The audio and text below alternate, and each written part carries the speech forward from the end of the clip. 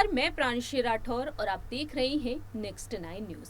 महाराष्ट्र में सियासी संकट दिन पर दिन गहराता ही जा रहा है। जब से महाराष्ट्र में शिवसेना दो गुटों में बटी हुई है, दोनों ही गुटों के बीच इस वक्त शिवसेना के चुनाव चिन्ह धनुष तीर को लेकर जंग छिड़ी हुई है। चुनाव आयोग ने शिवसेना के चुनाव चिन्ह धनुष तीर को फ्रीज कर दिया है और दोनों ही गुटों को अलग अलग सिंबल्स भी आवंटित कर दिए हैं। आगामी उपचुनाव को ध्यान में रखते हुए, आगामी बीएमसी चुनाव को ध्यान में रखते हुए चुनाव आयोग ने ये फैसला सुनाया है। लेकिन दूसरी ही तरफ उद्धव ठाकरे एक बार फिर से सुप्रीम कोर्ट की तरफ रुख करने वाले हैं। लेकिन इसी बीच देखा जाए तो 27 सितंबर के दिन 5 जजेस की संवैधानिक पीठ के सामने जिस तरीके से उद्धव ठाकरे के गुट के वकीलों ने अपनी बात रखी, तो वहीं दूसरी ही तरफ एकनाथ शिंदे के वकीलों ने भी अपनी दलीलों को रखा। ऐसे में अब यहाँ पर सवाल ये खड़ा होता है कि आखिरकार किस तरीके से अब शिवसेना पर सुप्रीम कोर्ट अपना अहम फैसला सुना सकती है। फिलहाल देखा जाए तो 16 विधायकों की अयोग्यता पर फैसला आना भी बाकी है।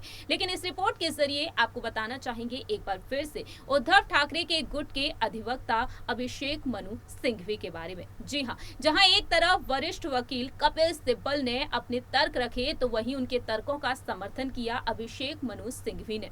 उन्होंने यहाँ पर कहा शिवसेना को लेकर और साथ ही साथ सुप्रीम कोर्ट और चुनाव आयोग के फैसले को लेकर। उन्होंने कहा कि एक ही समय पर चुनाव आयोग और सुप्रीम कोर्ट में मामले की सुनवाई कैसे संभव है। शिंदे गुट को या तो नया दल बनाना होगा या फिर किसी राजनीतिक दल में विलीन होना पड़ेगा।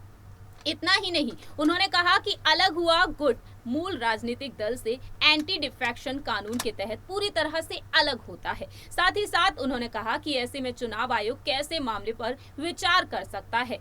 इतना ही नहीं, अभिषेक मनु सिंघवी इस मामले पर अपनी बात रखे कि यहाँ मामला जरूरी स्थिति और समुचित स्थिति का है। यहाँ पर जरूरी स्थिति का सवाल उठता है और जब एक गुट मूल राजनीतिक दल से अलग होता है, पहले अयोग्यता के मामले पर फैसला आना जरूरी है। इस तरीके से यहाँ पर अभिषेक मनु सिंघवी ने अपनी बात रखी कि अयोग्यता पर फैसला आना पहले जरूरी होता है कि ना कि यहाँ पर चुनाव आयोग के फैसले पर। साथ ही साथ यहाँ पर उन्होंने कहा कि सुप्रीम कोर्ट के एक फैसले का हवाला देते हुए कि एकनाथ शिंदे ने सुप्रीम कोर्ट में मामला लंबित रहते हुए चुनाव आयोग का दरवाजा खटखटाया और उस दौरान जस्टिस चंद्रचूड़ ने पूछा कि क्या चुनाव आयोग इस आधार पर आगे बढ़ सकता है कि ये 40 व्यक्ति अब पार्टी का हिस्सा नहीं है। और उस वक्त अभिषेक मनु सिंघवी ने कहा कि जब योग्यता का फैसला अदालत के द्वारा नहीं किया जाएगा या उसका फैसला आना शेष है, तो ऐसे में आयोग कैसे